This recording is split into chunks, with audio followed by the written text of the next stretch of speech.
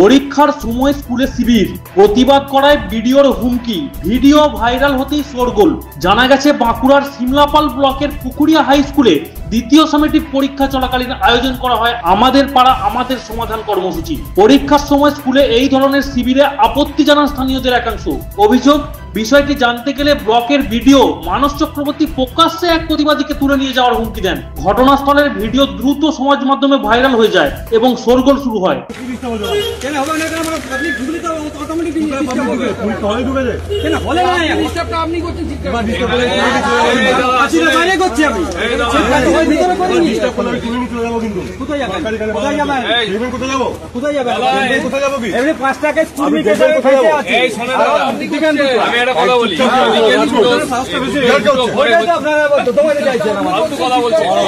এখানে দুটো ঘরে হচ্ছে, কোথাও ডিস্টার্ব হচ্ছে না, একটা আওয়াজ শুনতে পাচ্ছেন, আপনার গলা শুনতে আপনাদের এখানে তো যথেষ্ট জায়গা ছিল, আপনাকে বলতে হবে না, সরকারের যা নির্দেশ হয়েছে সেটাই।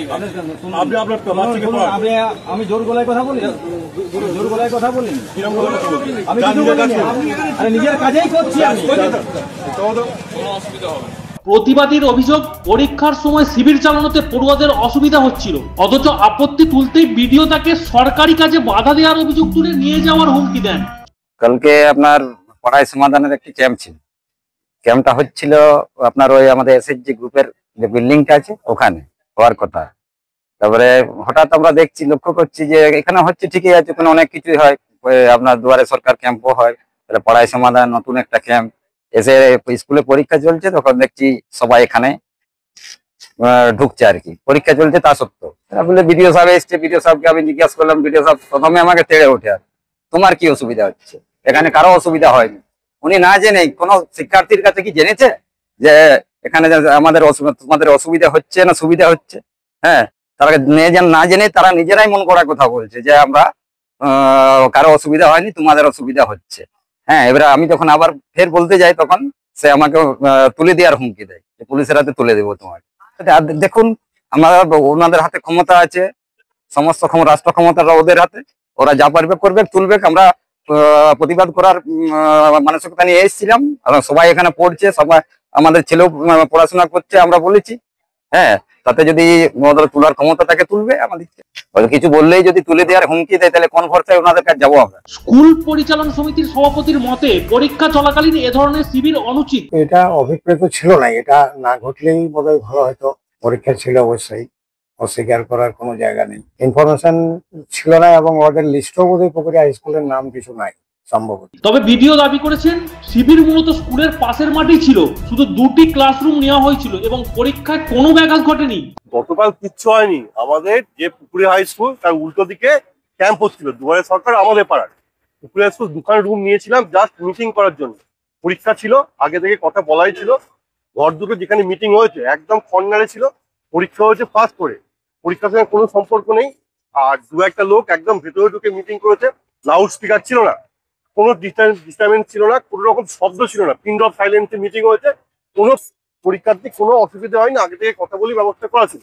মেন যে আমাদের ক্যাম্প, সেটা পুরো উল্টো দিকে ক্লাবের মাঠে হয়েছে, ঠিক আছে। এবার ওই যে ব্যক্তি, যে পরিমল মাহাতো নাম, উনি কোনো ক্লাবের সঙ্গে যুক্ত, এসে আজে বাজে কথা বলছিলেন যে এটা কেন হচ্ছে, ওটা কেন হচ্ছে, জাস্ট কাজে বাধা দিচ্ছেন, বলছেন এখানে ক্যাম্প করতে দেবো না। এই জন্য বলা হয়েছে এরকম যদি করা হয় তাহলে কিন্তু সরকারি কাজ, বাধা দিলে কিন্তু পুলিশের ব্যবস্থা নেওয়া হবে, এইটুকুই শুধু বলা হয়েছে, কিচ্ছু হয়নি। ভিডিওটা যেটা ছড়িয়েছে তার আগে পরে অনেক ভিডিও আছে, যেগুলো শুনলে কিন্তু পরিষ্কার হবে ভিডিওটা তারই ফল। সেইটা যেগুলো আগে কথা হয়েছে পরে, সেগুলো বাকি রেখে শুধু ওইটুকুই ছড়িয়ে দেওয়া হয়েছে বিভ্রান্ত করার জন্য, তাছাড়া কিচ্ছু না। প্রকাশ্যে না প্রকাশ্যে বলতে উনি তখন ওই যে বললো আগে পরে কথা হয়েছে, আগে পরে কথাগুলো এমনই ছিল, উনি সরকারি কাজ করতে দেবেন না, এক্ষুনি ক্যাম্প বন্ধ করে দেবেন, ঠিক আছে, ঝামেলা করবেন, মানে এক কথা বলতে গেলে উল্টো দিকে ক্যাম্প উনি বানচাল করবেন, এরকম কথা বলেছেন। বাধ্য হয়ে আমি বলেছি এরকম যদি করেন সরকারি কাজে বাধা দিলে আমি কিন্তু থানায় নিয়ে যাবো। ঘটনাটি রাজনৈতিক রং নিয়েছে। বিজেপির অভিযোগ, তৃণমূলের প্রভাবেই বিডিও এই আচরণ করছেন। প্রথম কথা হচ্ছে যে তৃণমূলের যে বর্তমান অবস্থা লোকাল এরিয়াতে, আমি তো শুনেছি নাকি এখন ওদের ব্লক প্রেসিডেন্টই নেই। তাহলে বিডিও মানে বুঝতে পারছেন ব্লক স্তরের একজন আধিকারিক কর্মী, এখন তাকে দিয়েই সে সমস্ত কাজকর্ম আর কি বকলমে এই ধরনের কাজ করছে, মানে বুঝেই নিতে হয় বকলমে যে বিষয়টা কি দাঁড়াচ্ছে। শাসক দল কাজে লাগাচ্ছে, চাইছে। আমরা চাইছি এর জবাব মানুষই দেবে। অপরদিকে স্থানীয় তৃণমূল বিধায়ক দাবি করেছেন, অভিযুক্ত ব্যক্তি এলাকায় অস্থিরতা তৈরির চেষ্টা করেন এবং সরকারি কাজে বাধা দেওয়াতেই তাকে সতর্ক করা হয়েছে। আমাদের সিমলাপাল ব্লকের যিনি বিডিও সাহেব আছেন, অত্যন্ত ভালো মানুষ, দরদি মানুষ, এলাকার উন্নয়ন নিয়ে সবসময় ব্যস্ত থাকেন। কিন্তু কোনো এক ট্রাভেল মাঙ্কার একটা সরকারি কার্যক্রমকে তারা ক্ষতিগ্রস্ত করার চেষ্টা করবেন, অহেতুক একটা নন ইস্যুকে ইস্যু তৈরি করে সেখানে যদি অস্থিরতা তৈরি করার চেষ্টা করেন, স্বাভাবিকভাবে বিডিও সাহেব তাকে ডেকে বলবেন যে আপনি এরকম করবেন না, এটা সরকারি কাজ, সরকারি কাজে বাধা দান করা যায় না। নিউজ আজ বাংলা, বাঁকুড়া। পশ্চিমবঙ্গ সরকার অনুমোদিত স্বাস্থ্যসাথী মান্যতাপ্রাপ্ত রোগী পরিষেবার বিশ্বস্ত প্রতিষ্ঠান দামোদর হেলথ কেয়ার।